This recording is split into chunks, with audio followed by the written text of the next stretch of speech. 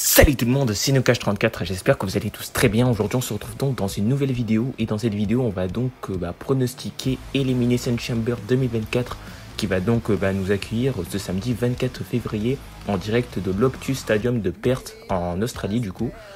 Et du coup en raison du décalage horaire, le show va commencer à 11 h heure de Paris ou 5 h heure de Montréal et sera donc diffusé en direct sur le WWE Network.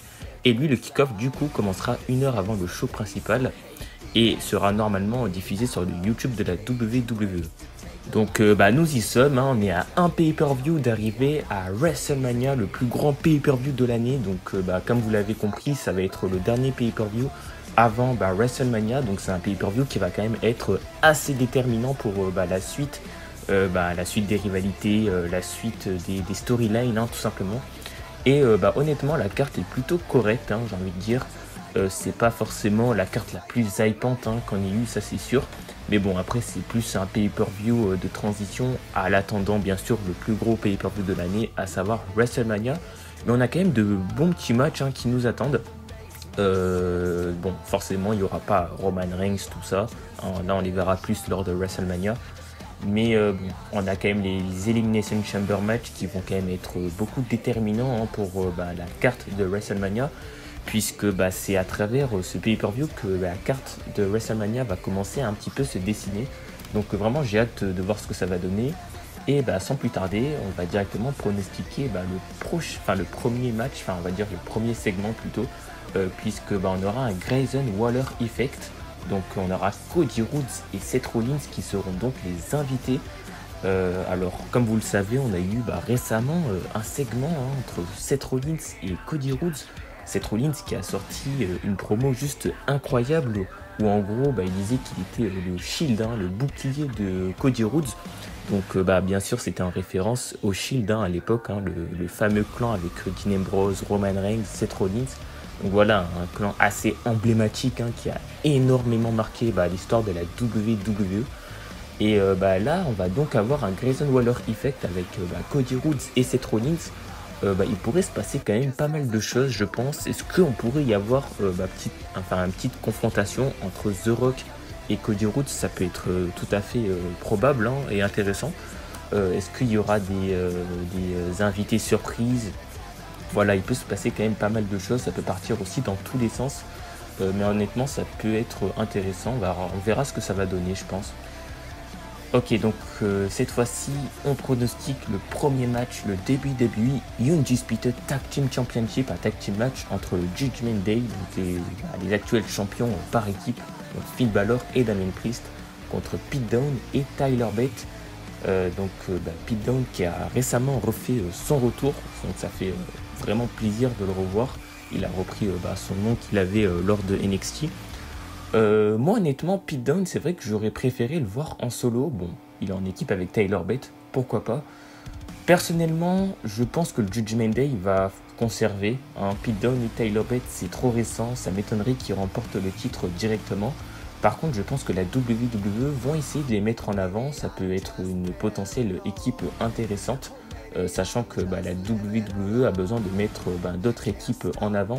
Donc je pense qu'il pourrait y avoir quand même des surprises. Après, bien sûr, une victoire de Pete Dunne et Tyler Bate peut être envisageable. On pourrait par exemple avoir une malentente entre Finn Balor et Damien Priest, puisque il y a quand même eu quelques tensions dernièrement entre ces deux catcheurs, même si ça s'est un petit peu apaisé. Mais bon, on ne sait jamais, ça peut toujours repartir. Mais moi je vais pas prendre de risque, je vais miser sur le Judgment Day et je pense qu'on aura un très bon match. Ok, donc on passe au WWE Women's World Championship, un single match entre Rhea Ripley, l'actuelle championne, contre Nia Jax. Donc Rhea Ripley qui est chez elle en Australie, donc je pense qu'elle va vraiment être acclamée de fou. Donc c'est super pour elle. Et à côté de ça, on a donc Nia Jax. C'est vraiment un match pour remplir la carte, hein, très clairement. J'avais fait une vidéo récemment sur Rhea Ripley où je vous expliquais un petit peu que ses rivalités n'étaient pas très passionnantes, son règne était plutôt correct mais sans plus. Et ce match le prouve encore une fois. Pour moi, un Rhea Ripley Nia Jax, ça fait pas vraiment rêver malheureusement. Nia Jax, on sait très bien qu'elle va pas remporter le titre de championne contre Rhea Ripley, et surtout en Australie chez elle, donc honnêtement il n'y a pas vraiment de suspense. Après, ça peut être intéressant un match entre ces deux catcheuses parce que on sait que Nia Jax elle a un gabarit assez spécial. Donc à voir comment le match va être construit, mais pour moi ça va clairement être une victoire de Rhea Ripley sans broncher. Je pense pas que ça va être un match très long à mon avis, ça va être un match d'une dizaine de minutes, pas plus, avec une victoire écrasante de Rhea Ripley à mon avis. Donc voilà. Ok, donc on passe au premier Elimination Chamber match et la gagnante affrontera la championne mondiale à WrestleMania 40. Donc là, on est vraiment dans le vif du sujet, hein, clairement. Donc on a Liv Morgan contre Raquel Rodriguez, contre Naomi, contre Becky Lynch, contre Bianca Belair, contre Tiffany Stratton. Donc on a quand même pas mal de grosses catcheuses qui sont présentes dans ce Elimination Chamber match. Y a pas mal de favorites, je pense. Alors moi personnellement, je vais quand même enlever Naomi, je pense. Alors oui, c'est vrai qu'elle a récemment fait son retour. Son retour qui était un petit peu prévisible, on va pas se mentir. Il y avait quand même déjà pas mal de rumeurs. Mais bon, moi comme je vous l'ai dit, Naomi, honnêtement, je pense qu'elle sera jamais bien utilisée par la WWE. Et puis même, c'est pas une catcheuse qui dégage vraiment une grosse aura de star. Elle est vraiment très talentueuse, et notamment dans le ring, elle fait partie des meilleures, je pense. Mais en termes de personnalité, en termes de gimmick, c'est encore trop basique, j'ai envie de dire. Il n'y a pas vraiment de... Comment je peux dire ça? Il n'y a pas vraiment de passion, il n'y a pas vraiment de personnalité, j'ai envie de dire.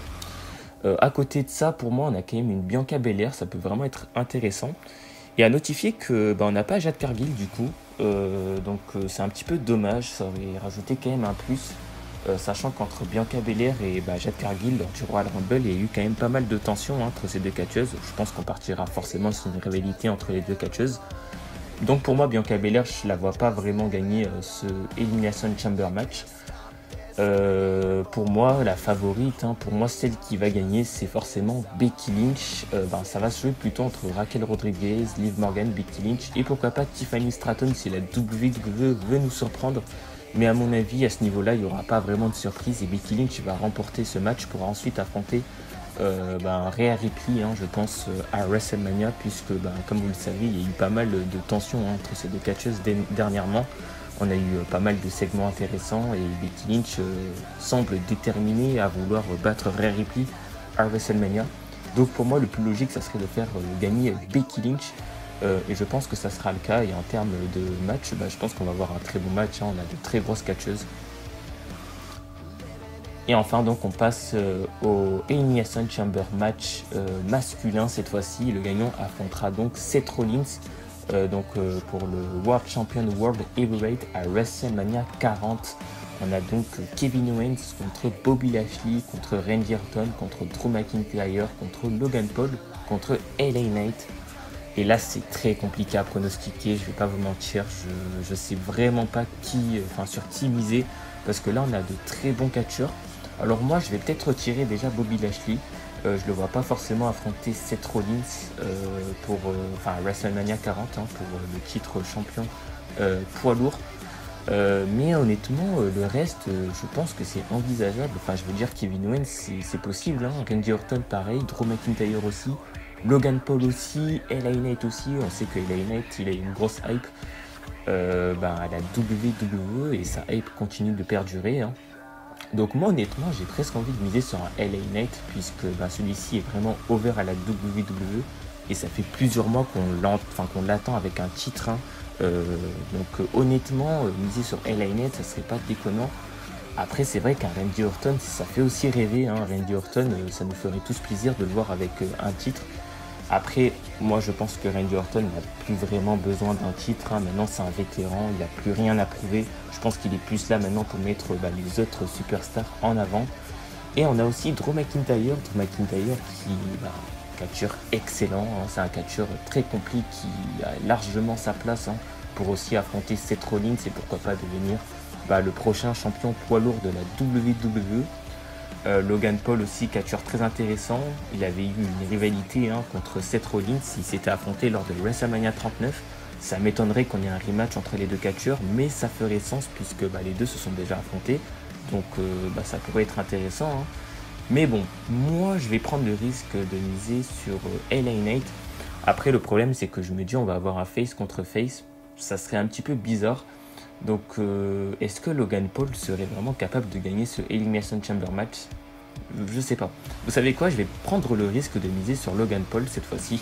Voilà, je change mon pronostic à la dernière minute, mais en fait je me dis que ça ferait sens un Logan Paul contre Seth Rollins, sachant qu'entre les deux il y a un passif, ça peut être intéressant de renouer cette rivalité. Et en plus le match était juste excellent l'année dernière, donc je me dis pourquoi pas refaire un match entre les deux encore plus incroyable, et cette fois-ci pour le titre du coup poids lourd de la WWE.